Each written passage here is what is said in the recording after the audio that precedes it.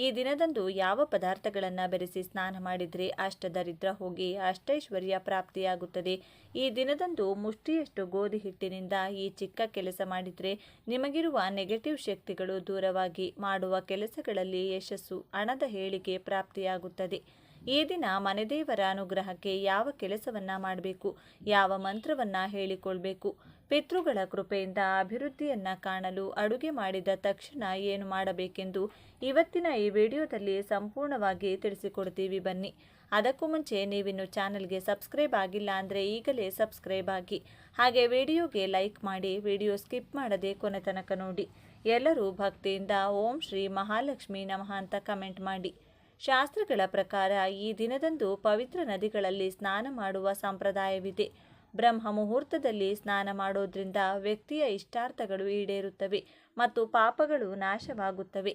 ಒಬ್ಬ ವ್ಯಕ್ತಿಯು ಪವಿತ್ರ ನದಿಯಲ್ಲಿ ಸ್ನಾನ ಮಾಡಲು ಸಾಧ್ಯವಾಗದಿದ್ದರೆ ಮನೆಯಲ್ಲೇ ಸ್ನಾನ ಮಾಡುವ ನೀರಿಗೆ ಯಾವುದೇ ಪವಿತ್ರ ನದಿಯ ನೀರನ್ನು ಸೇರಿಸಿ ಸ್ನಾನ ಮಾಡಬಹುದು.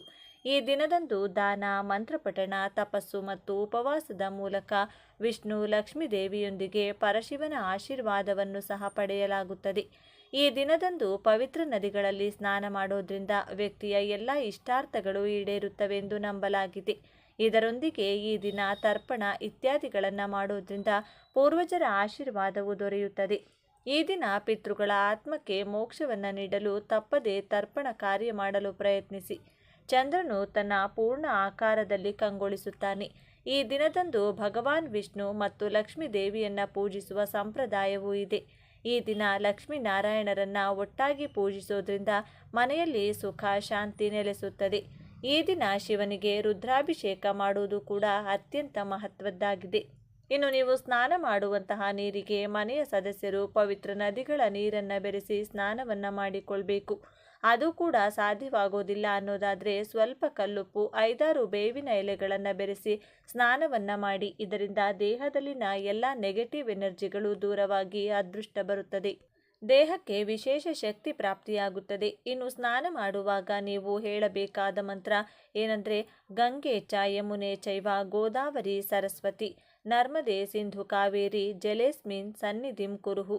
ಈ ಮಂತ್ರವನ್ನು 3 ಸಲ ಹೇಳಿಕೊಂಡು 3 ಚೊಂಬು ನೀರನ್ನು ತಲೆಯ ಮೇಲೆ ಹಾಕಿಕೊಂಡು ಸ್ನಾನ ಮಾಡೋದ್ರಿಂದ ನಿಮಗೆ ಎಲ್ಲವೂ ಕೂಡ ಶುಭವಾಗುತ್ತದೆ. ಜೊತೆಗೆ ಮನೆಗೆ ಸಮೀಪವಿರುವಂತಹ ಗ್ರಾಮ ದೇವತೆಯ ಆಲಯಕ್ಕೆ ನಿಮ್ಮ ಕೈನಿಂದ ತಯಾರು ಮಾಡಿದ ನಿಂಬೆಹಣ್ಣಿನ ಚಿತ್ರಾನ್ನ ಹಾಗೂ ಮೊಸರನ್ನವನ್ನು ಕೊಟ್ಟು ವಿಶೇಷವಾಗಿ ಮನೆ ಸದಸ್ಯರ ಹೆಸರನ್ನು ಹೇಳುತ್ತಾ ಪೂಜೆ ಮಾಡಿಸಬೇಕು. ನಂತರ ಪ್ರಸಾದವನ್ನು ಬಂದ ಭಕ್ತರಿಗೆ ಹಂಚಿ ದೇವಿ ದೇಗುಲದಲ್ಲಿ ಸಿಗುವಂಥ ಕುಂಕುಮವನ್ನು ಮನೆಗೆ ತಂದು ಮುಂದಿನ ಹುಣ್ಣಿಮೆ, ಅಮಾವಾಸ್ಯೆ ತನಕವೂ ಹಣೆಗೆ ತಿಲಕವಾಗಿ ಇಡುತ್ತಾ ಬರಬೇಕು. ಇದರಿಂದ ಮುಂದಿನ ಹುಣ್ಣಿಮೆ, ಅಮಾವಾಸ್ಯೆ ತನಕವೂ ಗ್ರಾಮದೇವಿಯ ರಕ್ಷಣೆ ಇಡೀ ಕುಟುಂಬಕ್ಕೆ ಪ್ರಾಪ್ತಿಯಾಗುತ್ತದೆ. ಪದೇ ಪದೇ ಅನಾರೋಗ್ಯ ತಪ್ಪತಕ್ಕಂಥದ್ದು. ಅಮಾವಾಸ್ಯೆ, ಹುಣ್ಣಿಮೆ ಬಂತು ಅಂದರೆ ಸಾಕು ಕೈಕಾಲು ನೋವು, ಕೈಕಾಲು ಸೆಳೆಯೋದು ಆಗ್ತಾ ಇರುತ್ತದೆ. ಪದೇ ಪದೇ ಅಪಘಾತಗಳು ಆಗ್ತಾ ಇರುತ್ತದೆ. ಆ ಎಲ್ಲ ಸಮಸ್ಯೆಗಳು ದೂರವಾಗಿ ನಿಮ್ಮ ಗ್ರಾಮ ದೇವತೆಯ ರಕ್ಷಣೆ 1 ತಿಂಗಳ ತನಕ ನಿಮಗೆ ಪ್ರಾಪ್ತಿಯಾಗುತ್ತದೆ. ಇನ್ನು ಈ ದಿನ ಗೋಧಿ ಹಿಟ್ಟಿನಿಂದ ಮಾಡಬೇಕಾದ ಅತಿ ಮುಖ್ಯವಾದ ಕೆಲಸ ಯಾವುದು ಅಂತ ನೋಡೋದಾದರೆ, ಗೋಧಿ ಹಿಟ್ಟಿನಿಂದ ಮನೆಯಲ್ಲಿ ಎಷ್ಟು ಜನ ಇರ್ತೀರೋ ಅಷ್ಟು ಜನರಿಗೆ ಒಂದೊಂದು ಚಪಾತಿಯಂತೆ ತಯಾರು ಮಾಡಿಕೊಂಡು ಆ ಚಪಾತಿಯ ಮೇಲೆ ತುಪ್ಪವನ್ನು ಹಚ್ಚಬೇಕು. ನಂತರ ಕೈನಲ್ಲಿ ಆ ಚಪಾತಿಯನ್ನು ಹಿಡಿದು ಒಬ್ಬೊಬ್ಬರಿಗೆ 3 ಬಾರಿ ಎಡಭಾಗದಿಂದ 3 ಬಾರಿ ಬಲಭಾಗದಿಂದ ತಲೆಯ ಮೇಲೆ ಸುತ್ತಿ ಇಳಿಯನ್ನು ತೆಗೆದು ಮನೆಯ ಬಳಿ ಇರುವಂತಹ ನಾಯಿಗಳಿಗೆ ಅಂದರೆ ಶ್ವಾನಕ್ಕೆ ಹಾಕಬೇಕು. ಇದರಿಂದ ನಿಮಗಿರುವಂತಹ ಎಲ್ಲ ವಿಧವಾದ ದೃಷ್ಟಿ ದೋಷಗಳು ದೂರವಾಗುತ್ತದೆ. ಅಕ್ಕಪಕ್ಕದವರ ದೃಷ್ಟಿ, ಜನರ ಕೆಟ್ಟು ಕಣ್ಣು, ಕೆಲಸ ಮಾಡುವ ಜಾಗದಲ್ಲಿ ಯಾರಾದರೂ ಶತ್ರುಗಳಿದ್ರೆ, ಸಂಬಂಧಿಕರ ಅಸೂಯೆ ಇದ್ರೆ ಇದರಿಂದ ದೂರವಾಗುತ್ತದೆ. ಸಕಲ ಕಾರ್ಯದಲ್ಲೂ ಯಶಸ್ಸು, ಮಾನಸಿಕ ನೆಮ್ಮದಿ ಲಭಿಸುತ್ತದೆ. ದೃಷ್ಟಿ ದೋಷಗಳು ದೂರವಾದರೆ ಸಂಪಾದನೆಗೆ ಇರುವ ಅಡ್ಡಿಗಳು ದೂರವಾಗುತ್ತದೆ. ಈ ದಿನ ಸುಮ್ಮನೆ ಪೂಜೆ ಮಾಡಿ ಮುಗಿಸುವುದು ಮಾತ್ರವಲ್ಲದೆ ನೀವಿರುವ ಪ್ರದೇಶವನ್ನು ಕೂಡ ಶುಚಿಯಾಗಿ ಇಟ್ಟುಕೊಂಡಿರಬೇಕು. ಹಾಗೆ ತಪ್ಪದೆ ಎಲ್ಲರೂ ಒಂದು ಕಲ್ಲುಪ್ಪು ಪ್ಯಾಕೆಟನ್ನು ಮನೆಗೆ ತಂದುಕೊಂಡ್ರೆ ಅದೃಷ್ಟ ಬರುತ್ತದೆ. ಲಕ್ಷ್ಮೀದೇವಿ ಹಾಗೂ ಉಪ್ಪು ಎರಡೂ ಕೂಡ ಸಮುದ್ರದಲ್ಲಿ ಹುಟ್ಟಿರುವುದರಿಂದ ಲಕ್ಷ್ಮೀದೇವಿಗೆ ಕಲ್ಲುಪ್ಪು ಎಂದರೆ ತುಂಬ ಇಷ್ಟ. ನೀವು ಉಪ್ಪಿನಿಂದ ಮಾಡುವ ಎಲ್ಲ ಪರಿಹಾರಗಳು ಲಕ್ಷ್ಮೀ ದೇವಿಯನ್ನು ಇನ್ನಷ್ಟು ಹತ್ತಿರ ಮಾಡುತ್ತದೆ. ಹೊಸದಾಗಿ ಒಂದು ಪ್ಯಾಕೆಟ್ ಕಲ್ಲುಪ್ಪನ್ನು ಮನೆಗೆ ತಂದು ಅದನ್ನು ದೇವರ ಮನೆಯಲ್ಲಿ ಇಟ್ಟು ಲಕ್ಷ್ಮೀ ದೇವಿಯ ಜೊತೆ ಅದನ್ನು ಕೂಡ ಪೂಜೆ ಮಾಡಿ. ಇದಕ್ಕಾಗಿ ನೀವು ಮೊದಲು ಒಂದು ಬಟ್ಟಲಿನಲ್ಲಿ ಕಲ್ಲುಪ್ಪನ್ನು ಹಾಕಿ ಅದನ್ನು ಲಕ್ಷ್ಮೀ ದೇವಿ ಫೋಟೋ ಮುಂದೆ ಇಡಬೇಕು. ಅದರ ನಂತರ ದೇವಿ ಮುಂದೆ ಕೆಂಪು ಬಣ್ಣದ ದೀಪಗಳು ಅಥವಾ ಸಾಧಾರಣವಾಗಿ ಮಣ್ಣಿನ 2 ದೀಪಗಳನ್ನು ತೆಗೆದುಕೊಂಡು ಒಂದೊಂದರಲ್ಲಿ 3 ಬತ್ತಿಗಳನ್ನಿಟ್ಟು ಹಸು ತುಪ್ಪದಿಂದ ದೀಪಾರಾಧನೆ ಮಾಡಿ ಧೂಪ ದೀಪ ನೈವೇದ್ಯ ಸಮರ್ಪಿಸಿ ದೇವಿಯನ್ನ ಮನಸಾರೆ ಭಕ್ತಿಯಿಂದ ಪೂಜಿಸಬೇಕು. ಹಾಲಿನಿಂದ ತಯಾರಿಸಿದ ಯಾವುದೇ ಪದಾರ್ಥವನ್ನು ದೇವಿಗೆ ನೈವೇದ್ಯವಾಗಿ ಸಮರ್ಪಿಸಬಹುದು. ಈ ರೀತಿ ಪೂಜೆ ಮಾಡಿದ ನಂತರ ನಿಮ್ಮ ಮನಸ್ಸಿನಲ್ಲಿರುವ ಕೋರಿಕೆಯನ್ನು ದೇವಿಗೆ ಹೇಳಿಕೊಂಡ್ರೆ ಖಂಡಿತ ಲಕ್ಷ್ಮೀ ದೇವಿ ಅದನ್ನು ಈಡೇರಿಸುತ್ತಾಳೆ. ಇನ್ನು ಈ ದಿನದಂದು ಮನೆಯಲ್ಲಿ ಶಿವಲಿಂಗ ಇದ್ದರೆ ಅಥವಾ ದೇವಾಲಯದಲ್ಲಿ ಶಿವಲಿಂಗಕ್ಕೆ ಕಪ್ಪು ದ್ರಾಕ್ಷಿ ರಸಕ್ಕೆ ಕಪ್ಪು ಮೆಣಸು ಕಾಳುಗಳನ್ನು ಬೆರೆಸಿ ಅಭಿಷೇಕವನ್ನು ಮಾಡಿದರೆ ಅಥವಾ ಮಾಡಿಸಿದರೆ ಶತ್ರುಗಳೆಲ್ಲ ನಶಿಸಿ ಹೋಗುತ್ತಾರೆ. ಶತ್ರುಗಳು ಮಾಡಿಸುವಂತಹ ಮಾಟಮಂತ್ರ ದುಷ್ಟಶಕ್ತಿಗಳ ಪ್ರಭಾವ ಅವರಿಗೆ ರಿವರ್ಸ್ ಆಗುತ್ತದೆ. ಆ ವ್ಯಕ್ತಿಯಿಂದ ನಿಮಗಾಗುವ ತೊಂದರೆಗಳು ತಕ್ಷಣವೇ ನಿಂತು ಹೋಗುತ್ತದೆ. ಈ ಎಲ್ಲ ಪರಿಹಾರಗಳನ್ನು ನೀವು ಪಾಲಿಸಲೇಬೇಕು. ಈ ದಿನ ಸಾಧ್ಯವಾದರೆ ಶಿವನ ದೇಗುಲಕ್ಕೆ ಹೋಗಿ ಶಿವನ ದರ್ಶನವನ್ನು ಮಾಡಿ. ಇನ್ನೂ ಸಾಧ್ಯವಾಗುತ್ತದೆ ಎಂದರೆ ಶ್ರೀ ಕಾಲಭೈರವನ ದರ್ಶನ ಮಾಡಿ. ಈ ದಿನದಂದು ಪುಸ್ತಕಗಳ ದಾನ, ಧಾನ್ಯಗಳ ದಾನ, ವಸ್ತ್ರದಾನವನ್ನು ಮಾಡಿದರೆ ಸಕಲ ಪಾಪಗಳು ನಶಿಸಿ ಪುಣ್ಯ ಫಲ ಪ್ರಾಪ್ತಿಯಾಗುತ್ತದೆ. ಈ ದಿನ ಬೆಳಿಗ್ಗೆ ಎದ್ದು ಸ್ನಾನ ಮಾಡಿದ ನಂತರ ಸೂರ್ಯ ದೇವರಿಗೆ ಆರ್ಘ್ಯ ನೀಡಿ ನಮಸ್ಕಾರ ಮಾಡಿಕೊಳ್ಳಿ. ಸೂರ್ಯನ ಅನುಗ್ರಹದಿಂದ ಗ್ರಹದೋಷಗಳು ದೂರವಾಗಿ ಆರೋಗ್ಯಕರ ವೃದ್ಧಿಯಾಗುತ್ತದೆ.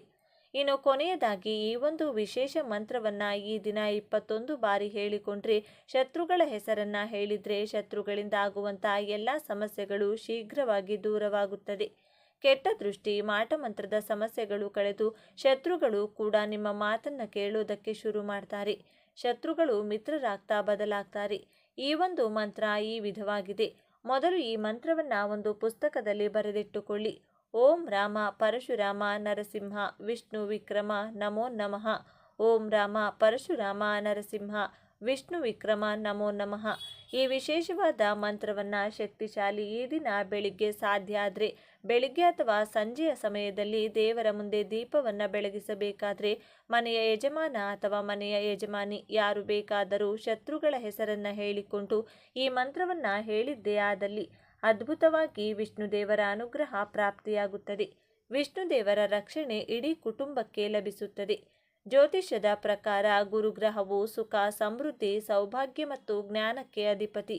ಗುರುಬಲ ಇಲ್ಲದವರು ಸಹ ಈ ದಿನದಂದು ವಿಶೇಷ ಪರಿಹಾರವನ್ನು ಮಾಡೋದ್ರಿಂದ ಗುರುಬಲ ಪ್ರಾಪ್ತವಾಗಿ ಶುಭ ಫಲಗಳನ್ನು ಪಡೆಯಬಹುದು. ಗುರುಬಲ ಇರುವ ರಾಶಿಗಳಿಗೆ ಇದರ ಪ್ರಭಾವ ಮತ್ತಷ್ಟು ಹೆಚ್ಚಾಗಲಿದೆ. ಮಂತ್ರಾಲಯದ ರಾಘವೇಂದ್ರ ಸ್ವಾಮಿಗಳ ಮಠ ಲಕ್ಷಾಂತರ ಭಕ್ತರ ಆರಾಧ್ಯ ದೈವ ಶ್ರೀ ರಾಘವೇಂದ್ರ ಸ್ವಾಮಿಗಳವರ ಮೂಲ ಬೃಂದಾವನವಿರುವ ಈ ಸ್ಥಳವು ಗುರುಕೃಪೆಗೆ ಅತ್ಯಂತ ಪ್ರಶಸ್ತವಾದ ಜಾಗ.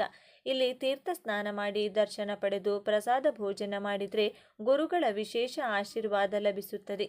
ಶಿರಡಿ ಸಾಯಿಬಾಬಾ ದೇಗುಲ. ಶಿರಡಿ ಸಾಯಿಬಾಬಾ ಅವರು ಸಕಲ ಧರ್ಮೀಯರಿಗೂ ಗುರು ಸ್ವರೂಪರಾಗಿದ್ದಾರೆ. ಇಲ್ಲಿಗೆ ಭೇಟಿ ನೀಡಿ ಅವರ ದರ್ಶನ ಪಡೆದರೆ ಆಧ್ಯಾತ್ಮಿಕ ಶಾಂತಿ ಮತ್ತು ನೆಮ್ಮದಿ ದೊರೆಯುತ್ತದೆ. ಕಡಲೆಕಾಳು ಸಮರ್ಪಣೆ. ಒಂದು ಅರಿಶಿನ ಬಣ್ಣದ ವಸ್ತ್ರದಲ್ಲಿ 1 kgಯಷ್ಟು ಕಡಲೆಕಾಳುಗಳನ್ನು ಗಂಟು ಕಟ್ಟಿ ಅದನ್ನು ದೇಗುಲದಲ್ಲಿ ಸಮರ್ಪಿಸಿ. ಕಡಲೆಕಾಳು ಗುರುಗ್ರಹಕ್ಕೆ ಸಂಬಂಧಿಸಿದ್ದು. ಇದನ್ನು ಸಮರ್ಪಿಸುವುದರಿಂದ ಗುರುಗ್ರಹದ ಅನುಗ್ರಹ ಲಭಿಸುತ್ತದೆ. ಈ ಮಾಹಿತಿ ನಿಮಗೆ ಇಷ್ಟವಾದರೆ ತಪ್ಪದೇ ಈ ವಿಡಿಯೋನ ಲೈಕ್ ಮಾಡಿ, ಪ್ರತಿಯೊಬ್ಬರಿಗೂ ಈ ವಿಡಿಯೋನ ಶೇರ್ ಮಾಡಿ. ಧನ್ಯವಾದಗಳು ಸ್ನೇಹಿತರೆ. ಎಲ್ಲರೂ ಭಕ್ತಿಯಿಂದ ಓಂ ಶ್ರೀ ಮಹಾಲಕ್ಷ್ಮಿ ನಮಃ ಅಂತ ಕಾಮೆಂಟ್ ಮಾಡಿ. ಶಕ್ತಿಯುತವಾದ ಹುಣ್ಣಿಮೆ ಬಂದಿದೆ. ಈ ದಿನ ಪರಶಿವನನ್ನು ಶ್ರದ್ಧಾ ಭಕ್ತಿಯಿಂದ ಪೂಜಿಸಲಾಗುವುದು. ಈ ದಿನ ಮಹಿಳೆಯರು ಉಪವಾಸವನ್ನು ಆಚರಿಸುತ್ತಾರೆ. ವಿವಾಹಿತ ಅಥವಾ ಅವಿವಾಹಿತ ಹೆಂಗಸರು ಅಥವಾ ಹುಡುಗಿಯರು ಪತಿ, ತಂದೆ, ಸಹೋದರ, ಮಗ ಮತ್ತು ಮನೆಯಲ್ಲಿನ ಇತರ ಪುರುಷರ ದೀರ್ಘಾಯುಷ್ಯ ಮತ್ತು ಸಮೃದ್ಧಿಗಾಗಿ ಪೂಜೆಯನ್ನು ಮಾಡ್ತಾರೆ. ಈ ದಿನ ಈ ಕಡಲೆಕಾಳು ಮತ್ತು ಹಾಲಿನಿಂದ ಈ ಚಿಕ್ಕ ಕೆಲಸ ಮಾಡಿ ಈ ರೀತಿ ಪೂಜೆ ಮಾಡಿದರೆ ಸರ್ವ ದೇವತೆಗಳ ರಕ್ಷಣೆ ಮನೆಗೆ ಸಿಗುತ್ತದೆ. ಕಷ್ಟಗಳೆಲ್ಲ ಮಂಜಿನಂತೆ ಕರಗಿ ಹೋಗುತ್ತದೆ.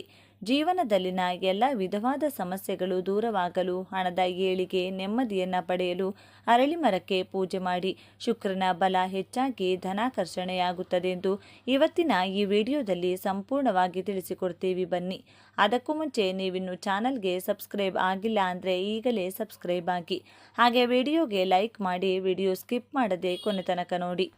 ಎಲ್ಲರೂ ಭಕ್ತಿಯಿಂದ ಓಂ ಶ್ರೀ ಮಹಾಲಕ್ಷ್ಮಿ ನಮಃ ಅಂತ ಕಮೆಂಟ್ ಮಾಡಿ. ಇನ್ನು ಈ ದಿನ ಸಂಜೆ ದೇವರ ಮನೆಯಲ್ಲಿ ತುಪ್ಪದಿಂದ ದೀಪ ಹಚ್ಚಿದರೆ ನಿಮ್ಮ ಮನೆಯೆಲ್ಲ ಸುಖ ಸಂತೋಷದಿಂದ ತುಂಬಿ ಹೋಗುತ್ತದೆ, ಅಷ್ಟೈಶ್ವರ್ಯ ಪ್ರಾಪ್ತಿಯಾಗುತ್ತದೆ. ಶಿವನ ದೇವಸ್ಥಾನದಲ್ಲಿ ಅಭಿಷೇಕ ನೋಡಿದರೆ ನಿಮಗಿರುವಂತಹ ಕಷ್ಟಗಳೆಲ್ಲವೂ ಹೊರಟು ಹೋಗುತ್ತದೆ. ಇನ್ನು ಆರ್ಥಿಕ ಸಮಸ್ಯೆ ಇರುವವರು, ಆದಾಯ ಸರಿಯಾಗಿ ಬರದೆ ಕಷ್ಟಪಡುವವರು ಕಡಲೆಕಾಳುಗಳನ್ನು ನೆನೆಸಿ ಅದನ್ನು ಸೂಜಿ ದಾರ ತೆಗೆದುಕೊಂಡು ಪೋಣಿಸಿ ಮಾಲೆಯಂತೆ ತಯಾರಿಸಿ ದತ್ತಾತ್ರೇಯ ಸ್ವಾಮಿಯ ಕೊರಳಿನಲ್ಲಿ ಹಾಕಬೇಕು. ದತ್ತಾತ್ರೇಯ ಸ್ವಾಮಿ ವಿಗ್ರಹ ನಿಮಗೆ ಎಲ್ಲ ಶಿವನ ದೇವಾಲಯಗಳಲ್ಲೂ ಇರುತ್ತದೆ. ಒಂದು ವೇಳೆ ಸಿಗಲಿಲ್ಲ ಅಂದ ಪಕ್ಷದಲ್ಲಿ ಶಿವನ ಕೊರಳಿನಲ್ಲೂ ಕೂಡ ಹಾಕಬಹುದು.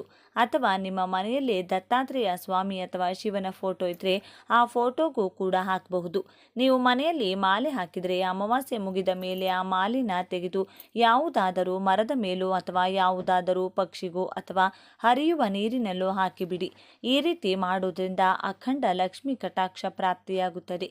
ಇನ್ನು ಮಕ್ಕಳು ಹಾಗೂ ಜೀವನದಲ್ಲಿ ಅಭಿವೃದ್ಧಿ ಬಯಸುವವರು ದಕ್ಷಿಣಾಮೂರ್ತಿ ಫೋಟೋ ಮುಂದೆ ಬಿಳಿ ಹೂಗಳನ್ನು ಸಮರ್ಪಿಸಿ ಬಿಳಿ ಬಣ್ಣದ ಕಲ್ಲು ಸಕ್ಕರೆಯನ್ನು ನೈವೇದ್ಯವಾಗಿ ಸಮರ್ಪಿಸಿದರೆ ದಕ್ಷಿಣಾಮೂರ್ತಿಯ ಆಶೀರ್ವಾದದಿಂದ ವಿದ್ಯೆ ಚೆನ್ನಾಗಿ ತಲೆಗೆ ಹತ್ತುತ್ತದೆ. ಟೆಸ್ಟ್ಗಳಲ್ಲಿ, ಎಕ್ಸಾಮ್ಗಳಲ್ಲಿ ಒಳ್ಳೆಯ ಮಾರ್ಕ್ಸ್ ಬರುತ್ತದೆ. ಇಂಟರ್ವ್ಯೂನಲ್ಲೂ ಕೂಡ ಪಾಸ್ ಆಗ್ತೀರಿ, ಒಳ್ಳೆಯ ಕೆಲಸ ಸಿಗುತ್ತದೆ. ಇನ್ನು ಮದುವೆ ಆಗದೇ ಇರುವವರು ಹಾಗೂ ಮದುವೆಯಾಗಿ ಜೀವನದಲ್ಲಿ ಸಂತೋಷ ಇಲ್ಲದಿರುವವರು ಅಕ್ಕಿ ಹಿಟ್ಟಿನಿಂದ ಸ್ವಲ್ಪ ನೀರು ಬೆರೆಸಿ ಅದರಿಂದ 2 ದೀಪ ತಯಾರಿಸಿ ಅದನ್ನು ಲಕ್ಷ್ಮೀದೇವಿ ಫೋಟೋ ಮುಂದೆ ಇಟ್ಟು ದೀಪ ಹಚ್ಚಿ ಇಡೀ ಹಾಗೆ ಕಲ್ಲು ಸಕ್ಕರೆಯನ್ನು ನೈವೇದ್ಯವಾಗಿ ಸಮರ್ಪಿಸಿದರೆ ದೇವಿಯ ಆಶೀರ್ವಾದದಿಂದ ಬೇಗನೆ ನಿಮ್ಮ ಜಾತಕದಲ್ಲಿರುವಂಥ ದೋಷಗಳು, ವಿಘ್ನಗಳು ನಿವಾರಣೆಯಾಗಿ ಒಳ್ಳೆಯ ಸಂಬಂಧ ಕೂಡಿ ಬರುತ್ತದೆ. ಹಾಗೆ ನಿಮ್ಮ ಮದುವೆ ಜೀವನದಲ್ಲಿರುವಂಥ ಮನಸ್ತಾಪಗಳು, ಕಷ್ಟಗಳು, ಸಮಸ್ಯೆಗಳು ಕೂಡ ದೂರವಾಗುತ್ತದೆ. ಅಮಾವಾಸ್ಯೆ ನಂತರ ಈ ದೀಪವನ್ನು ಯಾವುದಾದರೂ ಹರಿಯುವ ನೀರಿನಲ್ಲಿ ಹಾಕಬಹುದು. ಅಥವಾ ನಿಮ್ಮ ಮನೆಯಲ್ಲೇ ಒಂದು ಬಟ್ಟಲಿನಲ್ಲಿ ನೀರು ತಗೊಂಡು ಅದರಲ್ಲಿ ಈ ದೀಪವನ್ನು ಹಾಕಿ ಮಿಕ್ಸ್ ಮಾಡಿ ಆ ನೀರನ್ನು ನಿಮ್ಮ ಮನೆಯಲ್ಲ ಇರುವಂಥ ಗಿಡಗಳಿಗೂ ಕೂಡ ಹಾಕಬಹುದು. ಈ ಅಮಾವಾಸ್ಯೆ ದಿನದಂದು ಪರಮೇಶ್ವರನ ಧ್ಯಾನದಲ್ಲಿ ಲೀನವಾಗಿರುತ್ತಾರೆ. ಪರಮೇಶ್ವರನ ಜಟಾಜೂಟದಲ್ಲಿ ಒಂದು ಅದ್ಭುತವಾದಂತಹ ಶಕ್ತಿ ಇರುತ್ತದೆ. ಒಂದು ವೇಳೆ ಪರಮೇಶ್ವರ ಧ್ಯಾನ ಮಾಡುತ್ತಿರುವಂತಹ ಫೋಟೋ ನಿಮ್ಮ ಮನೆಯಲ್ಲಿದ್ದರೆ ಆ ಫೋಟೋ ಮುಂದೆ ಬಿಳಿ ಬಣ್ಣದ ಹೂಗಳನ್ನು ಇಟ್ಟು ಪೂಜೆ ಮಾಡಿ ನೈವೇದ್ಯವಾಗಿ 2 ಬಾಳೆಹಣ್ಣುಗಳನ್ನು ಸಮರ್ಪಿಸಿ. ಇಲ್ಲದಿದ್ದರೆ ಮೊಬೈಲ್ನಲ್ಲೋ ಅಥವಾ ಕಂಪ್ಯೂಟರ್ನಲ್ಲೋ ಫೋಟೋ ತಗೊಂಡು ಅದನ್ನೇ ಪ್ರಿಂಟೌಟ್ ತಗೊಂಡು ಅದನ್ನು ಕೂಡ ನೀವು ದೇವರ ಮನೆಯಲ್ಲಿಟ್ಟು ಪೂಜೆ ಮಾಡಬಹುದು. ಈ ರೀತಿ ಬಿಳಿ ಹೂಗಳನ್ನು ಧ್ಯಾನದಲ್ಲಿರುವಂಥ ಶಿವನಿಗೆ ಸಮರ್ಪಿಸೋದ್ರಿಂದ ಆ ಹೂಗಳು ಶಿವನ ಪಾದಕ್ಕೆ ಸೇರ್ತವೆ ಎಂದು ಹೇಳುತ್ತಾರೆ. 1 ವರ್ಷದ ಕಾಲ ಶಿವನ ಅನುಗ್ರಹ ಕೂಡ ಸಿಗುತ್ತದೆಯಂತೆ. ಹೊಸದಾಗಿ ಶಿವ ಧ್ಯಾನದಲ್ಲಿರುವಂಥ ಫೋಟೋ ನಿಮ್ಮ ಮನೆಗೆ ತಂದು ಮನೆಯಲ್ಲೇ ಇಟ್ಕೊಳ್ಳೋದ್ರಿಂದ ನಿಮಗಿರುವಂಥ ಎಲ್ಲ ಕಷ್ಟಗಳು, ಸಮಸ್ಯೆಗಳು, ದರಿದ್ರ ಬಾಧೆಗಳು ಎಲ್ಲವೂ ಕೂಡ ಹೊರಟು ಹೋಗುತ್ತದೆ. ವರ್ಷವಿಡೀ ಒಳ್ಳೆಯ ಲಾಭವನ್ನು ನೋಡುತ್ತೀರಿ. ಈ ದಿನ 1 ಗ್ಲಾಸ್ ಹಾಲನ್ನು ಒಂದು ಬೆಳ್ಳಿ ಪಾತ್ರೆ ಇಲ್ಲ ಅಂದರೆ ಸ್ಟೀಲ್ ಬಟ್ಟಲಿಗೆ ಹಾಕ್ಕೊಂಡು ಅದರಲ್ಲಿ ಸ್ವಲ್ಪ ಬೆಲ್ಲ ಬೆರೆಸಿ 5ರಿಂದ 6 ಏಲಕ್ಕಿಗಳನ್ನು ಕುಟ್ಟಿ ಪುಡಿ ಮಾಡಿ ಅದರಲ್ಲಿ ಮಿಕ್ಸ್ ಮಾಡಿಕೊಂಡು ಆ ಪಾತ್ರೆಯನ್ನು ದೇವರ ಮುಂದೆ ಇಟ್ಟು ಓಂ ಕ್ಲೀಂ ಲಂ ಶ್ರೀ ಸಾಯಿ ಸುಖಪ್ರದಾಯಿನಿ ನಮಃ ಈ ಮಂತ್ರವನ್ನು 3 ಸಲ ಜಪ ಮಾಡಿ ಆ ಹಾಲನ್ನು ಕುಡಿಯಬೇಕು.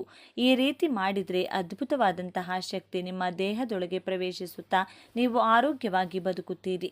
ಈ ದಿನ ಒಂದು ಮಣ್ಣಿನ ಮಡಿಕೆಯಲ್ಲಿ ನೀರು ತಗೊಂಡು ಅರಳಿ ಮರಕ್ಕೆ ಸಮರ್ಪಿಸಿದರೆ ಲಕ್ಷ್ಮೀ ದೇವಿಯ ಅನುಗ್ರಹ ಸಿಗುತ್ತದೆ. ಸಂಜೆ ದಂಪತಿಗಳಿಬ್ಬರು ಆಗಲೇ ಹೇಳಿದ ಪ್ರಕಾರ ಹಾಲು, ಬೆಲ್ಲ, ಏಲಕ್ಕಿ ಬೆರೆಸಿ ತಯಾರಿಸಿದಂಥ ಹಾಲನ್ನು ಸಾಯಿಬಾಬಾ ಮುಂದೆ ಇಟ್ಟು ಪೂಜೆ ಮಾಡಿ ಆ ಹಾಲನ್ನು ಗಂಡ ಹೆಂಡತಿ ಇಬ್ಬರು ಹಂಚಿಕೊಂಡು ಕುಡಿಯೋದ್ರಿಂದ ನಿಮ್ಮ ದಾಂಪತ್ಯದಲ್ಲಿ ಯಾವುದಾದರೂ ಸಮಸ್ಯೆಗಳು, ದೋಷಗಳು, ಮನಸ್ತಾಪಗಳು ಅಥವಾ ನಿಮ್ಮ ದಾಂಪತ್ಯದ ಮೇಲೆ ಯಾರಾದರೂ ಕೆಟ್ಟ ಕಣ್ಣು ಬಿದ್ದಿದ್ರೆ ಅದೆಲ್ಲವೂ ಕೂಡ ಸುಟ್ಟು ಬೂದಿಯಾಗುತ್ತದೆ. ಇನ್ನು ಸಂಜೆ ತುಳಸಿ ಗಿಡದ ಮುಂದೆ ಹಸು ತುಪ್ಪದಿಂದ ದೀಪ ಹಚ್ಚಿದರೆ ನಿಮ್ಮ ಅದೃಷ್ಟ ಬದಲಾಗುತ್ತದೆ. ಇನ್ನು ಈ ದಿನದಂದು ದಾನ ಮಾಡುವುದು ತುಂಬ ಶ್ರೇಷ್ಠ ಅಂತ ಹೇಳ್ತಾರೆ. ಮನೆ ಮುಂದೆ ಯಾರೇ ಬಂದರೂ ಕೂಡ ಅವರನ್ನು ಬರಿಗೈನಿನಲ್ಲಿ ಕಳಿಸಬಾರದು ಅಂತ ಹೇಳ್ತಾರೆ.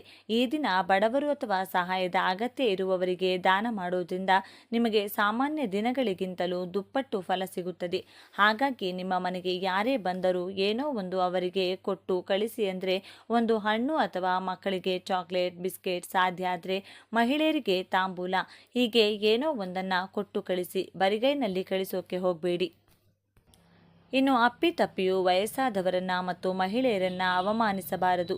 ವಾಸ್ತವದಲ್ಲಿ ಹಿರಿಯರನ್ನು ಗೌರವಿಸಲು ಇಟ್ಟಿರುವಂಥ ಆಚಾರ. ಹಾಗಾಗಿ ನಿಮ್ಮ ತಂದೆ ತಾಯಿ, ಅತ್ತೆ ಮಾವ, ಅಜ್ಜಿ ತಾತರನ್ನು ಕೂರಿಸಿ ಸೇವೆ ಮಾಡಿ ಅವರ ಪಾದಗಳಿಗೆ ನಮಸ್ಕಾರ ಮಾಡಿಕೊಳ್ಳಿ. ಇನ್ನು ಈ ದಿನ ಈ 3 ಪದಾರ್ಥಗಳನ್ನು ಬೆರೆಸಿ ಧೂಪ ಹಾಕೋದ್ರಿಂದ ನಮಗೆ ಅದ್ಭುತವಾದಂತಹ ಫಲ ಬರುವುದು ಸ್ವಂತ ನಾವೇ ಗಮನಿಸಬಹುದು. ಹಾಗೆ ನಮಗಿರುವಂತಹ ದರಿದ್ರ ಕಷ್ಟಗಳು ಎಲ್ಲವೂ ಹೋಗಿ ಲಕ್ಷ್ಮೀದೇವಿಯ ಆಶೀರ್ವಾದ ಕೂಡ ಪಡೆದುಕೊಳ್ಳಬಹುದು. ಹಾಗಾಗಿ ಈ ಶಕ್ತಿಯುತವಾದ ದಿನದಂದು ಈ ಅದ್ಭುತವಾದ ಧೂಪವನ್ನು ನಿಮ್ಮ ಮನೆಯಲ್ಲಿ ತಪ್ಪದೆ ಹಾಕಿ. ಈ ಧೂಪ ಹಾಕಿದ ಮೇಲೆ ನಿಮಗೆ ಬರುವಂತಹ ಫಲವನ್ನು ನೀವೇ ನೋಡಿ ಆಶ್ಚರ್ಯವನ್ನ ಪಡ್ತೀರಾ. ಹಾಗೆ ನಿಮ್ಮ ಮನೆಯಲ್ಲಿ ಇನ್ಮುಂದೆ ಹಣದ ಸಮಸ್ಯೆ ಕೂಡ ಇರುವುದಿಲ್ಲ. ದೃಷ್ಟಿದೋಷಗಳು ದೊಡ್ಡ ದೊಡ್ಡ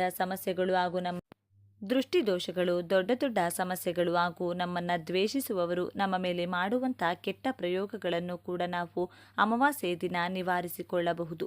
ತುಂಬ ಜನರಿಗೆ ಮನೆಯಲ್ಲಿ ಗಲಾಟೆಗಳು, ಸಮಸ್ಯೆಗಳು, ಹಣದ ಕೊರತೆ, ಆರೋಗ್ಯ, ನೆಮ್ಮದಿ ಇಲ್ಲದಿರುವುದು, ಮಕ್ಕಳ ವಿದ್ಯಾಭ್ಯಾಸದಲ್ಲಿ ಸಮಸ್ಯೆ, ಕೆಲಸದಲ್ಲಿ ಸಮಸ್ಯೆ, ವ್ಯಾಪಾರದಲ್ಲಿ ಸಮಸ್ಯೆ, ಹೀಗೆ ಯಾವುದೋ ಒಂದು ಸಮಸ್ಯೆ ಇರುತ್ತದೆ.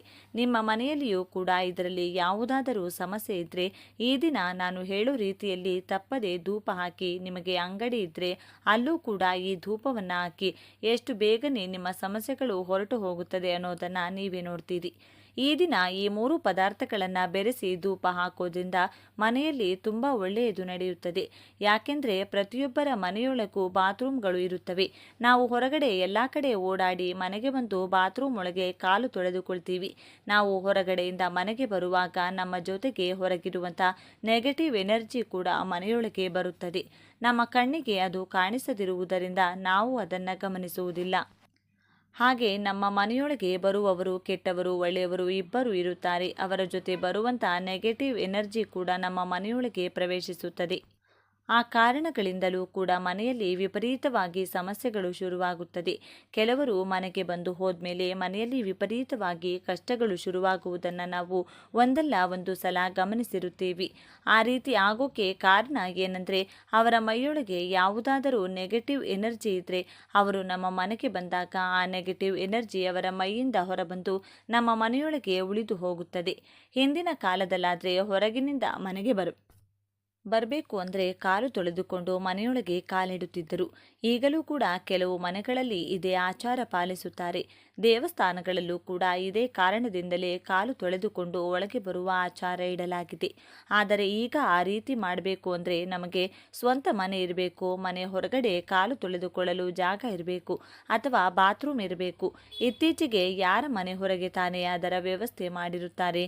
ಎಲ್ಲರ ಮನೆಯಲ್ಲೂ ಬಾತ್ರೂಮ್ಗಳು ಹಾಲಲ್ಲಿ ಅಥವಾ ಬೆಡ್ರೂಮ್ ಒಳಗಡೆ ಕಟ್ಟಿರುತ್ತಾರೆ. ಕೆಲವರ ಮನೆಗಳಲ್ಲಿ ಕಿಚನ್ ಒಳಗಿರುತ್ತದೆ.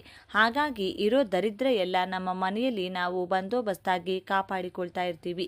ಹಾಗಾಗಿ ಆಗಾಗ ಮನೆಯಲ್ಲಿ ಸಾಂಬ್ರಾಣಿ ಹಾಕೋದು, ಪ್ರತಿದಿನ ಅಗರಬತ್ತಿ ಹಾಗೂ ಧೂಪ ಹಚ್ಚೋದು, ಗಂಟೆ ಹೊಡೆಯೋದು, ಶಂಕು ಊದೋದು ಇದೆಲ್ಲವೂ ಎಲ್ಲ ಕೂಡ ಮಾಡ್ತಾ ಇರಬೇಕು. ಬಾತ್ರೂಮಿಂದ ಹೊರಗೆ ಬರುವಾಗ ಕಾಲು ತೊಳೆದುಕೊಂಡು ಬರಬೇಕು. ಇದನ್ನು ಮಕ್ಕಳಿಗೂ ಕೂಡ ಅಭ್ಯಾಸ ಮಾಡಿಸಬೇಕು.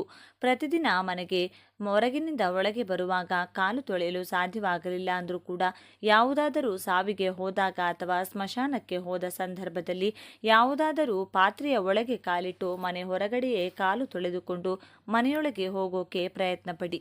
ಅಥವಾ ನೀವು ಮನೆಯೊಳಗೆ ಬಂದರೂ ಕೂಡ ಸ್ನಾನ ಮಾಡಿದ ಮೇಲೆ ಮನೆಯೆಲ್ಲ ಗಂಗಾ ಜಲ ಚೆಲ್ಲಿ ಮನೆಯನ್ನು ಗುಡಿಸಿ ಒರೆಸಿಕೊಳ್ಳಿ. ಅಥವಾ ಒಂದು ವಾಟರ್ ಬಾಟಲ್ ತಗೊಂಡು ಮನೆ ಹತ್ತಿರದಲ್ಲಿ ಎಲ್ಲಾದರೂ ಜಾಗ ಇದ್ದರೆ ಅಲ್ಲೇ ಕಾಲು ತೊಳೆದುಕೊಂಡು ಮತ್ತೆ ಮನೆಗೆ ಹೋಗಿ. ಇನ್ನು ಧೂಪ ಹಾಕೋಕೆ ಬೇಕಾದಂಥ ಪದಾರ್ಥಗಳು ಸಾಂಬ್ರಾಣಿ, ಕರ್ಪೂರ ಹಾಗೂ ಕೆಲವು ಒಣಗಿದಂಥ ಬೇವಿನ ಎಲೆಗಳು. ಈ 3 ಪದಾರ್ಥಗಳನ್ನು ತುಂಬ ಮುಖ್ಯ.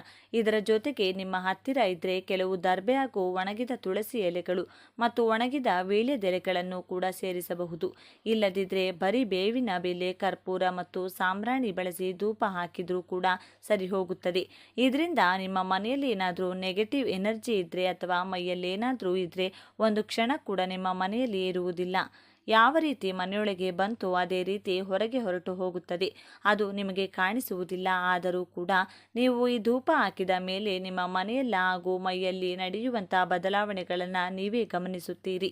ಈ ವಿಡಿಯೋ ನಿಮಗೆ ಇಷ್ಟ ಆದರೆ ಲೈಕ್ ಮಾಡಿ, ಶೇರ್ ಮಾಡಿ. ಇಂಥ ಹೆಚ್ಚಿನ ಉತ್ತಮ ಮಾಹಿತಿಗಳಿಗಾಗಿ ತಪ್ಪದೇ ನಮ್ಮ ಚಾನಲ್ನ ಸಬ್ಸ್ಕ್ರೈಬ್ ಮಾಡಿಕೊಳ್ಳಿ.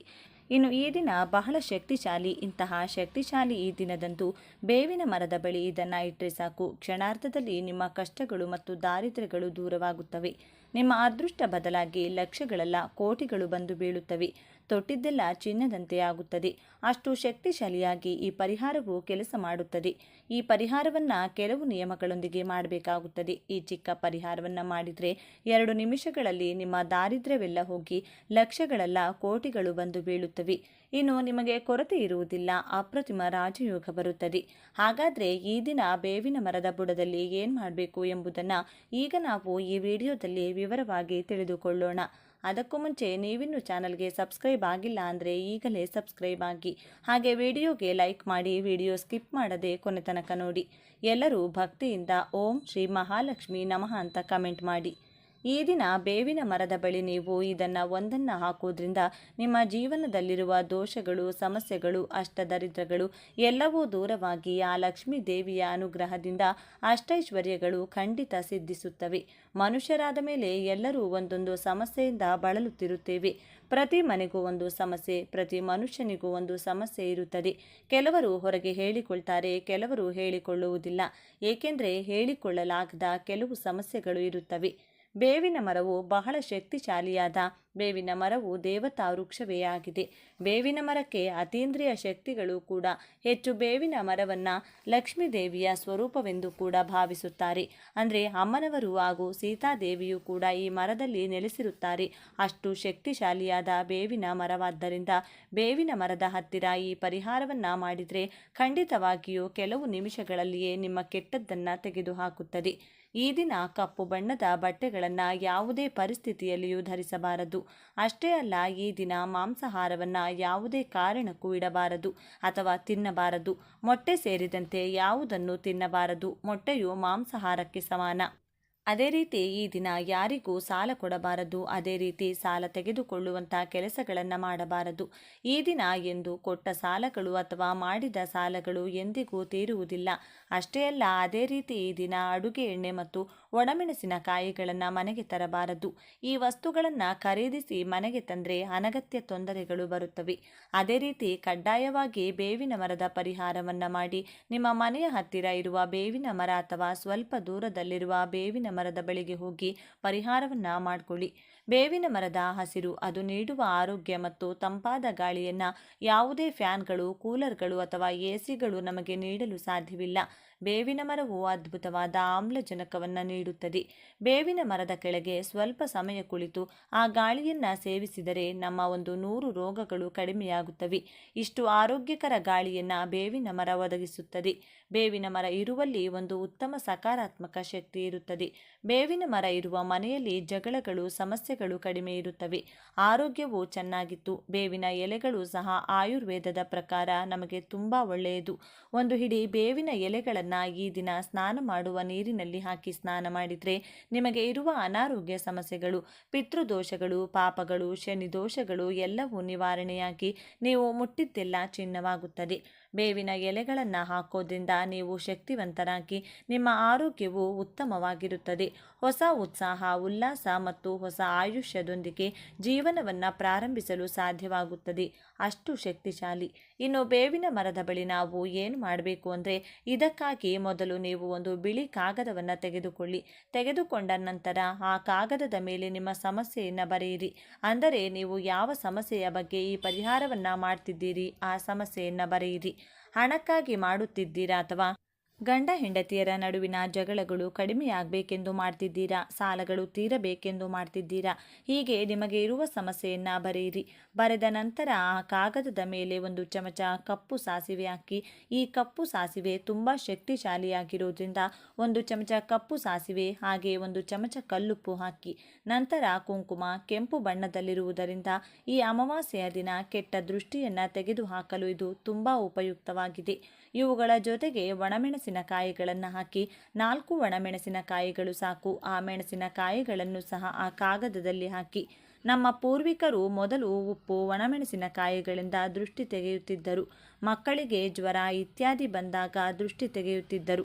ದೃಷ್ಟಿ ತೆಗೆದರೆ ಆ ಜ್ವರಗಳು ತಕ್ಷಣ ಕಡಿಮೆಯಾಗುತ್ತಿದ್ದವು. ಆದ್ದರಿಂದ ಅಷ್ಟು ಶಕ್ತಿಶಾಲಿ ಕೆಂಪು ಮೆಣಸಿನಕಾಯಿಗಳು. ಇವು ಕೂಡ ಕೆಂಪು ಬಣ್ಣದಲ್ಲಿರುತ್ತವೆ. ಕೆಟ್ಟದ್ದನ್ನು ಚೆನ್ನಾಗಿ ತೆಗೆದುಹಾಕುತ್ತವೆ. ಹೀಗೆ ಈ ಕಾಗದದ ಮೇಲೆ ಸಮಸ್ಯೆಯನ್ನು ಬರೆದು 1 ಚಮಚ ಸಾಸಿವೆ, 1 ಚಮಚ ಕಲ್ಲುಪ್ಪು, ಚಿಟಿಕೆ ಕುಂಕುಮ, 4 ಒಣಮೆಣಸಿನಕಾಯಿಗಳು ಇವೆಲ್ಲವನ್ನು ಆ ಕಾಗದದಲ್ಲಿ ಹಾಕಿ ಆ ಕಾಗದದ ಮೇಲೆ ನಿಮ್ಮ ಸಮಸ್ಯೆಯನ್ನು ಕೆಂಪು ಬಣ್ಣದ ಸ್ಕೆಚ್ ಪೆನ್ನಿಂದ ಬರೆಯಬೇಕು. ನೆನಪಿಡಿ, ಕೆಂಪು ಬಣ್ಣದ ಸ್ಕೆಚ್ ಪೆನ್ನಿಂದ ನಿಮ್ಮ ಸಮಸ್ಯೆಯನ್ನು ಬರೆದು ಒಟ್ಟು 5 ವಸ್ತುಗಳನ್ನು ಹಾಕಿ. ಅಂದರೆ ಕಪ್ಪು ಸಾಸಿವೆ, ಕಲ್ಲುಪ್ಪು, ಚಿಟಿಕೆ ಕುಂಕುಮ, 4 ಒಣಮೆಣಸಿನಕಾಯಿಗಳು ಈ 5 ವಸ್ತುಗಳನ್ನು ಆ ಕಾಗದದಲ್ಲಿ ಹಾಕಿದ ನಂತರ ಚಿಕ್ಕ ಮೂಟೆ ಕಟ್ಟಿ ಆ ನಂತರ ಈ ಚಿಕ್ಕ ಮೂಟೆಯನ್ನು ತೆಗೆದುಕೊಂಡು ನೀವು ಬೇವಿನ ಮರದ ಬಳಿಗೆ ಹೋಗಬೇಕು. ನೀವು ಸಂಧ್ಯಾ ಸಮಯದಲ್ಲಿ ಅಂದರೆ ಸುಮಾರು 4 ಗಂಟೆಯಿಂದ 6 ಗಂಟೆಯ ನಡುವೆ ಹೋಗಬೇಕು.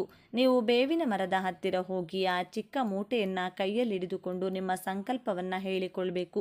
ನಿಮಗಿರುವಂಥ ಕೆಟ್ಟದ್ದು ಹೋಗಬೇಕು, ಬಾಧೆಗಳು ದೂರವಾಗಬೇಕೆಂದು ಹೇಳಿ ಬೇವಿನ ಮರವು ಅಮ್ಮನವರ ಸ್ವರೂಪವಾಗಿರುವುದರಿಂದ ಆ ತಾಯಿಗೆ ಹೇಳಿಕೊಂಡು ಮರದ ಸುತ್ತಲೂ ಬಲದಿಂದ ಎಡಕ್ಕೆ 3 ಬಾರಿ, ಎಡದಿಂದ ಬಲಕ್ಕೆ 3 ಬಾರಿ ಆ ಚಿಕ್ಕ ಮೂಟೆಯನ್ನು ನಿಮ್ಮ ತಲೆಯ ಸುತ್ತ ತಿರುಗಿಸಿಕೊಂಡು ಆ ಬೇವಿನ ಮರದ ಹತ್ತಿರ ಆ ಚಿಕ್ಕ ಮೂಟೆಯನ್ನು ಹಾಕಿ ಹಿಂದಿರುಗಿ ನೋಡದೆ ನೀವು ಮನೆಗೆ ಹೋಗಬೇಕು. ಸಂಜೆ 4 ಗಂಟೆ ಸಮಯದಿಂದ 6 ಗಂಟೆಯ ಸಮಯದವರೆಗೆ ಈ ಪರಿಹಾರವನ್ನು ಮಾಡಿಕೊಳ್ಳಿ. ನಿಮಗೆ ಉತ್ತಮ ಫಲಗಳು ದೊರೆಯುತ್ತವೆ. ಈ ದಿನ ಸಂಜೆ 4 ಗಂಟೆಗೆ ಈ ಪರಿಹಾರವನ್ನು ಮಾಡಿ ಮನೆಯಲ್ಲಿರುವ ಬೇವಿನ ಮರದ ಬಳಿ ಈ ಪರಿಹಾರವನ್ನು ಮಾಡಬಾರ್ದು. ಹೊರಗಿರುವ ಮರದ ಬಳಿ ಮಾತ್ರ ಪರಿಹಾರವನ್ನು ಮಾಡಬೇಕು. ಅದೇ ರೀತಿ ದೇವಸ್ಥಾನದ ಒಳಗಿರುವ ಮರದ ಬಳಿಯೂ ಈ ಪರಿಹಾರವನ್ನು ಮಾಡಬಾರ್ದು. ದೇವಸ್ಥಾನದ ಹೊರಗೆ ಇರಬೇಕು, ರಸ್ತೆಯ ಬದಿಯಲ್ಲಿರಬೇಕು, ಮನೆಯ ಹೊರಗೆ ಇರಬೇಕು. ಆ ಮರದ ಬಳಿ ಈ ಪರಿಹಾರವನ್ನು ಮಾಡಬೇಕು. ಆ ಚಿಕ್ಕ ಮೂಟೆಯನ್ನು ಮರದ ಬಳಿ ಹಾಕುವ ಮೊದಲು ಬೇವಿನ ಮರವನ್ನು ಸ್ಪರ್ಶಿಸಿ ನಮಸ್ಕರಿಸಿ. ನಿಮಗೆ ಸಾಧ್ಯವಾದರೆ ಆ ಬೇವಿನ ಮರಕ್ಕೆ 1 ಚೊಂಬು ನೀರನ್ನು ಹಾಕಿ ಆ ಬೇವಿನ ಮರದ ಸುತ್ತ ಪ್ರದಕ್ಷಿಣೆಗಳನ್ನು ಮಾಡಿ ಆ ನಂತರ ಚೆನ್ನಾಗಿ ನಿಮ್ಮ ಸಂಕಲ್ಪ ಹೇಳಿಕೊಂಡು ಈ ಚಿಕ್ಕ ಮೂಟೆಯನ್ನು ನಿಮ್ಮ ತಲೆಯ ಸುತ್ತ ಬಲದಿಂದ ಎಡಕ್ಕೆ 3 ಬಾರಿ, ಎಡದಿಂದ ಬಲಕ್ಕೆ 3 ಬಾರಿ ತಿರುಗಿಸಿ ಆ ಬೇವಿನ ಮರದ ಬುಡದಲ್ಲಿ ಹಾಕಿ ಹಿಂದಿರುಗಿ ನೋಡದೆ ಮನೆಗೆ ಹೋಗಿ. ಇದರಲ್ಲಿ ಹಾಕಿರುವ ಪ್ರತಿಯೊಂದು ಕೂಡ ಬಹಳ ಶಕ್ತಿಶಾಲಿಯಾಗಿದೆ. ಸಾಸಿವೆ ದೃಷ್ಟಿ ತೆಗೆದುಹಾಕುತ್ತದೆ, ಕಪ್ಪು ಬಣ್ಣದಲ್ಲಿರುತ್ತವೆ. ಕಪ್ಪು ಕೂಡಲೇ ಕೆಟ್ಟದ್ದನ್ನು ತೆಗೆದುಹಾಕುತ್ತದೆ. ಬಹಳ ಶಕ್ತಿಶಾಲಿ ಸಾಸಿವೆ ನಮಗೆ ಚಿಕ್ಕದಾಗಿರುತ್ತದೆ. ಅದೇ ರೀತಿ ಕಲ್ಲುಪ್ಪು ಕೂಡ ದೃಷ್ಟಿ ತೆಗೆಯಲು ಮತ್ತು ದೋಷವನ್ನು ನಿವಾರಿಸಲು ಬಹಳ ಉಪಯುಕ್ತವಾಗಿದೆ. ಸಾಲದ ಸಮಸ್ಯೆಗಳನ್ನು, ಆರ್ಥಿಕ ಸಮಸ್ಯೆಗಳನ್ನು ನಿವಾರಿಸುತ್ತದೆ. ಕುಂಕುಮ ಮಂಗಳಕರವಾದದ್ದು, ಶುಭಕರವಾದದ್ದು. ಇನ್ನು ಅನೇಕ ಮೆಣಸಿನಕಾಯಿಗಳು ಬಹಳ ಖಾರವನ್ನು ಹೊಂದಿರುತ್ತವೆ. ಅದೇ ರೀತಿ ನಮಗಿರುವಂತಹ ಕಠಿಣ ಸಮಸ್ಯೆಗಳನ್ನು, ಖಾರವಾದ ಸಮಸ್ಯೆಯನ್ನಾದರೂ ಒಣಮೆಣಸಿನಕಾಯಿಗಳು ಕ್ಷಣಗಳಲ್ಲಿ ನಿವಾರಿಸುತ್ತವೆ. ಆದ್ದರಿಂದ ಇವುಗಳನ್ನು ಕಟ್ಟಿ ಹಾಗೆ ದೃಷ್ಟಿ ತೆಗೆದು ಬೇವಿನ ಮರದ ಬಳಿ ಹಾಕಿ ಮನೆಗೆ ಪ್ರವೇಶಿಸುವಾಗ ಮರೆಯದೆ ಕಾಲು ಕೈಗಳನ್ನು ಸ್ವಚ್ಛವಾಗಿ ತೊಳೆದುಕೊಂಡು ಹೋಗಿ. ಇನ್ನೂ ಸಾಧ್ಯವಾದರೆ ಸ್ನಾನ ಮಾಡಿ. ಹೀಗೆ ಮಾಡಿ ನೋಡಿ, ನೀವು ಮನೆಗೆ ಹೋಗುವಷ್ಟರಲ್ಲಿ ಒಂದು ಉತ್ತಮ ಸಕಾರಾತ್ಮಕ ಮನಸ್ಥಿತಿ ಬರುತ್ತದೆ. ನಿಮ್ಮ ಮನಸ್ಸು ಸಂಪೂರ್ಣವಾಗಿ ವಿಶ್ರಾಂತಿ ಪಡೆಯುತ್ತದೆ. ನಿಮಗೆ ಹಣಕಾಸಿನ ವಿಷಯದಲ್ಲಿ ಹಣ ಕೈಗೆ ಸಿಗುವುದು ಮತ್ತು ತುಂಬ ಶಾಂತವಾಗಿರುವುದನ್ನು ನೋಡಿ ನೀವೇ ಆಶ್ಚರ್ಯಪಡುತ್ತೀರಿ. ಹಣಕಾಸಿನ ಸಮಸ್ಯೆಗಳು ದೂರವಾಗುವುದು, ಮನೆಯ ಅನುಕೂಲಕರವಾಗಿ ಬದಲಾಗುವುದು, ಕೆಟ್ಟ ದೃಷ್ಟಿ ದೂರವಾಗುವುದು. ಈ ಪರಿಹಾರವು ಬಹಳ ಶಕ್ತಿಶಾಲಿಯಾಗಿ ನಿಮ್ಮ ಹಣೆ ಬರಹವನ್ನೇ ಬದಲಾಯಿಸುತ್ತದೆ. ಈ ಅಮಾವಾಸ್ಯೆ ಬಹಳ ಶಕ್ತಿಶಾಲಿಯಾಗಿರುವುದರಿಂದ ಖಂಡಿತವಾಗಿಯೂ ಇದನ್ನು ಮಾಡಿಕೊಳ್ಳಿ. ಈ ಪರಿಹಾರವು ಅದ್ಭುತವಾಗಿ ಕೆಲಸ ಮಾಡುತ್ತದೆ. ಇದನ್ನು ಮಹಿಳೆಯರು ಮಾಡಬಹುದು, ಪುರುಷರು ಮಾಡಬಹುದು, ಯಾವುದೇ ತೊಂದರೆ ಇಲ್ಲ. ಚೆನ್ನಾಗಿ ಹೀಗೆ ಮಾಡಿಕೊಂಡು ನಿಮಗಿರುವ ಪ್ರತಿಯೊಂದು ಸಮಸ್ಯೆಯಿಂದಲೂ ಹೊರಬನ್ನಿ. ಹೀಗೆ ಮಾಡ್ತಿದ್ದೇವೆ ಎಂದು ಯಾರಿಗೂ ಹೇಳಬಾರದು. ಹೇಳಿದರೆ ನಮ್ಮ ಮಾತಿನ ರೂಪದಲ್ಲಿ ಅದಕ್ಕಿರುವ ಶಕ್ತಿ ಎಲ್ಲವೂ ಹೋಗುತ್ತದೆ. ಆದ್ದರಿಂದ ಇದನ್ನು ರಹಸ್ಯವಾಗಿ ಮಾಡಬೇಕಾದ ಪರಿಹಾರ ಇದು. ಆದ್ದರಿಂದ ನೀವು ಕೂಡ ಈ ಶಕ್ತಿಶಾಲಿ ಈ ದಿನದಂದು ಬೇವಿನ ಮರದ ಬಳಿ ನೀಡಿದ ಸುಲಭ ಪರಿಹಾರವನ್ನು ಮಾಡಿ ನಿಮ್ಮ ಕಷ್ಟಗಳನ್ನು, ದಾರಿದ್ರ್ಯವನ್ನು ನಿವಾರಿಸಿಕೊಂಡು ಆನಂದವಾಗಿ ಬದುಕಿ. ಓಕೆ ಸ್ನೇಹಿತರೆ, ಈ ಮಾಹಿತಿ ನಿಮಗೆ ಇಷ್ಟವಾದರೆ ಈ ವಿಡಿಯೋನ ಪ್ರತಿಯೊಬ್ಬರಿಗೂ ಕೂಡ ಶೇರ್ ಮಾಡಿ. ನಮ್ಮ ಚಾನಲ್ಗೆ ಸಬ್ಸ್ಕ್ರೈಬ್ ಆಗಿ. ಎಲ್ಲರೂ ಭಕ್ತಿಯಿಂದ ಓಂ ಶ್ರೀ ಶನೇಶ್ವರ ನಮಃ ಅಂತ ಕಮೆಂಟ್ ಮಾಡಿ. ಧನ್ಯವಾದಗಳು.